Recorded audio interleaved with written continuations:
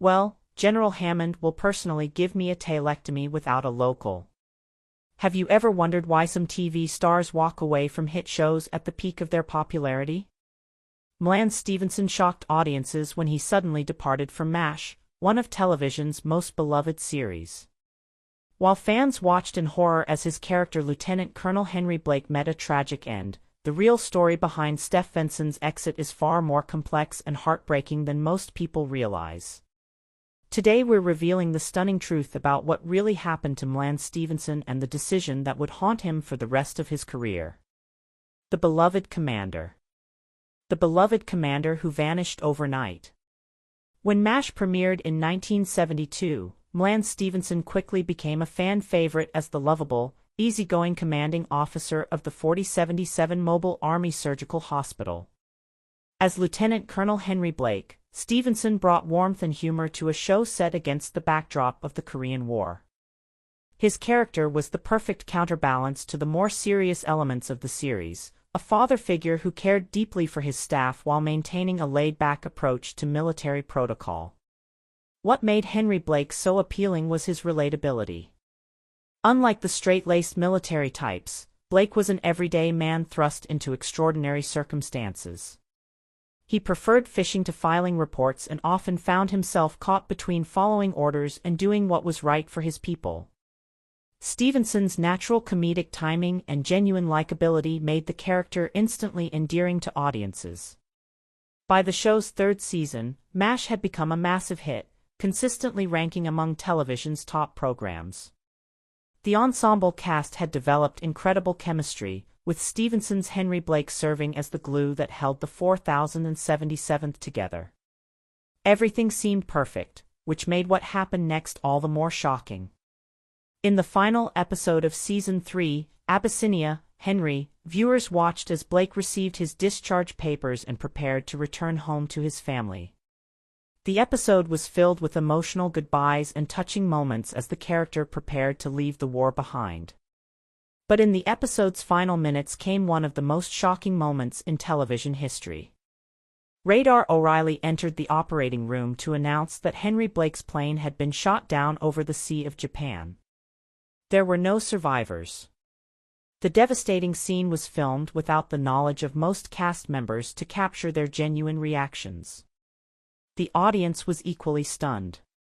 Never before had a beloved character on a comedy series been killed off in such a manner. But the real question remained, why would M.a.s.h. Stevenson walk away from such a successful show in the first place? The Hollywood dream.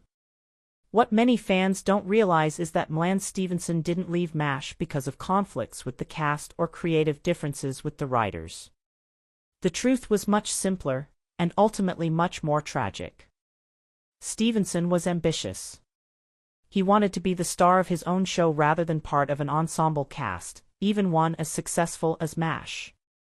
"I know I will not be in anything as good as this show, but I have to leave and be number one," Stevenson once admitted in an interview. This desire to step out of the ensemble and into the spotlight was the driving force behind his decision to exit the series. CBS, eager to keep the popular actor on their network, offered Stevenson exactly what he wanted, his own variety show called The M.a.s.h. Stevenson Show. It seemed like the perfect opportunity to showcase his talents as both a comedian and host. Unfortunately, the show failed to connect with audiences and was cancelled after just one season. Undeterred, Stevenson tried again within the beginning, a sitcom where he played a conservative priest. This show fared even worse, lasting only 5 episodes before cancellation. His next attempt, Hello Larry, became infamous as one of television's most notorious failures, limping through 2 painful seasons before being put out of its misery. As the years passed and m.a.s.h continued its successful run, Stevenson began to realize the magnitude of his mistake. In a heartbreaking admission years later, he confessed, "I made the mistake of believing that people were enamored of M.a.s.h. Stevenson when they were enamored of Henry Bl. The distinction was crucial. Audiences had fallen in love with the character, not necessarily the actor."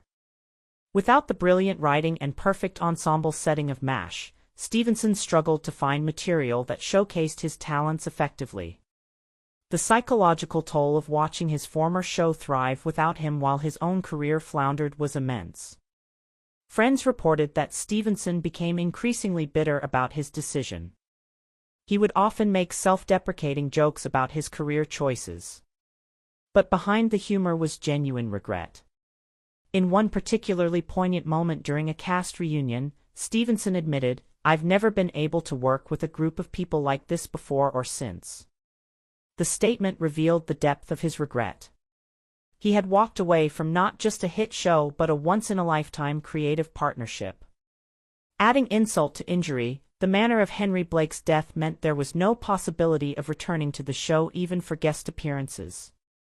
While other characters who left m.a.s.h could potentially return for special episodes, Stevenson's character was permanently, irrevocably gone. The truth behind television's most shocking death. The decision to kill off Henry Blake rather than simply sending him home was controversial, even among the show's writers and producers. Some felt it was unnecessarily cruel, while others argued it reflected the random, senseless nature of war, a central theme of the series. What many don't know is that the idea came from Gene Reynolds, one of the show's producers, who wanted to demonstrate that in war, not everyone gets a happy ending. The scene was kept secret from most of the cast until filming to capture their genuine shock and emotion. When the episode aired, CBS was flooded with over 1,000 letters from angry viewers protesting the character's death. The network and producers stood by their decision, believing it added depth and realism to the show. In retrospect, many critics agree that this moment marked m.a.s.h's transition from a conventional sitcom to something more profound and groundbreaking.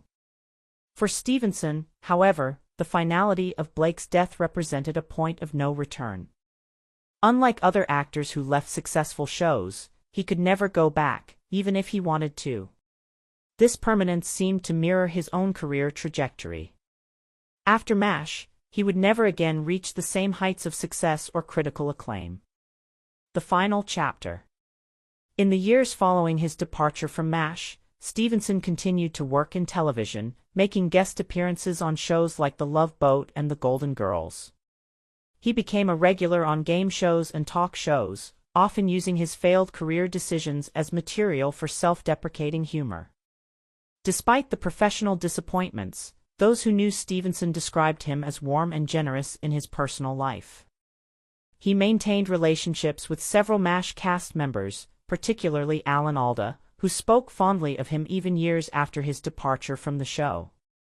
Tragically, McLean Stevenson died of a heart attack on February 15, 1996, at the age of 68.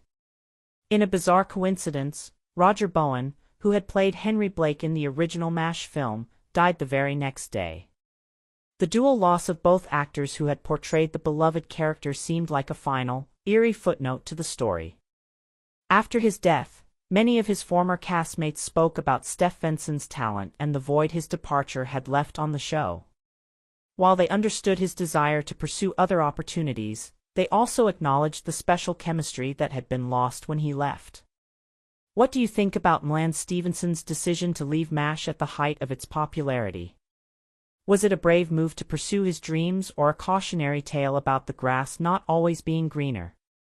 Let us know in the comments below. If you